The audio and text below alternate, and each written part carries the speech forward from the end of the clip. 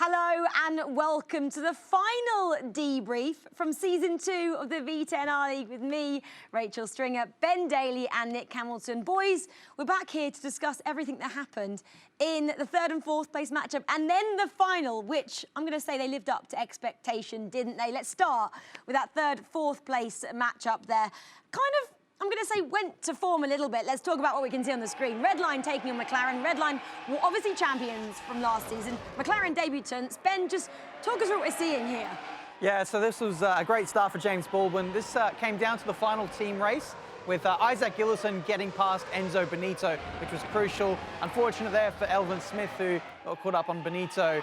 But in the end, it came right down to the last corner of the last lap. Schmidl really putting the pressure on Baldwin. And in the end, it was McLaren coming out on top with a 2-1 victory. And who? Of course. Oh, James Baldwin, of course. Dominant person. I guess he's the team leader, we kept saying, isn't he, there?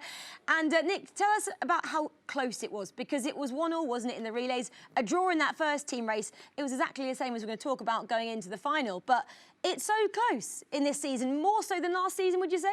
Yeah, definitely. And I think what's so interesting is you've got the debutants of McLaren Shadow and last year's winners in Team Redline, and they're going toe-to-toe.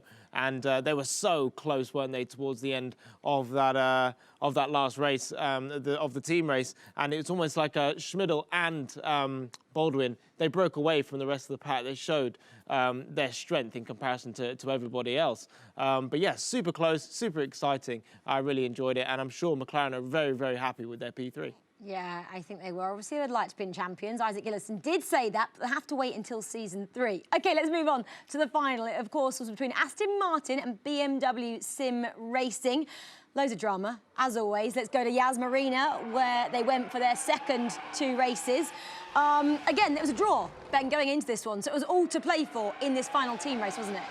Yeah, so there was so much to play for. And in the end, it was Shinaka Clay who really started to roll up onto the back of Kevin Siggy, who himself was maybe calming things down a little bit because they did get a penalty in the previous race for track limits. So Siggy, wise head on young shoulders, and just made sure he stayed within the bounds and kept his team hopes alive. But honestly, it really could have came down to Shinaka Clay making that move. He was so close, I was surprised he didn't go for that in the end. Yeah, it could have been all very different, couldn't it, for Aston Martin if Lucas Blakely hadn't have had that error in the first relay race. But Nick, let's talk about King Kevin Siggy, MVP of the season.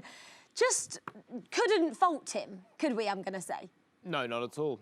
He's been pretty much perfect all the way through the year. Yes, BMW had a slip-up against McLaren, which they were very unhappy about. They went back to the drawing board, did their homework, and I would say Siggy's a very hard taskmaster. You can see the way he manages his team. You know, he is nice and he is kind, but for him, it's all about winning and putting in those tough, those long hours to make sure that he can get probably the best out of his team as possible. And yeah, that's why he's so great, and he definitely does carry the team forward and looks proper strong and one of the best drivers behind a sim rig. Yeah, absolutely. Well, boys, I've got a question I want to ask you both. I want to say, which team from season 2 exceeded expectation in your opinion? Ben, I'll go with you first.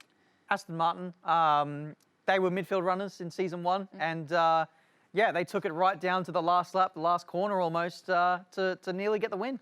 Nick? Damn it. He took my team. That's fine, you can agree, it doesn't matter. I've been supportive of Aston Martin all the way through this season. I think they did a phenomenal job. They should be so impressed and proud of themselves. But also, McLaren Shadow as well on their debut, P3. What a great job for those guys too. Yeah, absolutely. And on the contrary, who could have done better? I'd say Red Bull. They're a giant organisation, been in esports for many years. Weren't really there in season 1 and haven't really shown progress in season 2.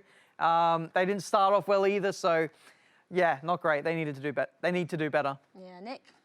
Williams for me. Yeah. I do second what Ben said about Red Bull, but also Williams being runners-up in season 1 and literally just falling away in season 2. And I wouldn't say the team actually made any mistakes. It was almost like they lacked pace. they just lacked pace. Exactly. Yeah. Everybody else seemed to go to another level, and Williams stayed where they were last year. And last year it was strong enough, it was good enough, they were fast enough. But this season it looks like everybody's gone to that next level, and yeah, Williams were just left in the wake a bit. Yeah, you can't rest on your laurels. You have to put the teamwork in, you have to obviously put the practice in to be crowned the V10 R-League champions, and that is exactly what BMW Sim Racing did. They leave this season 2 as champions and with £32,500 to their name as well. But that is it from season 2. We hope you guys have enjoyed it as much as myself, Ben and Nick have done. And if you want more of this, don't worry, we'll be back again very soon in the autumn, I hear. So we'll hopefully see you then. Goodbye. This is what it all comes down to. They run side by side. Oh! Massive crash. The spin at turn 1. They're going to be so close as they cross the line. But BMW are your champions for season 2.